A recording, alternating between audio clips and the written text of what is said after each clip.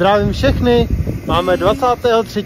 dubna 2024, venku jsou -3 stupně, nahřívám Charlieho a letíme s Charliem na servisní prohlídku do Žamberku po 300 nalétaných hodinách.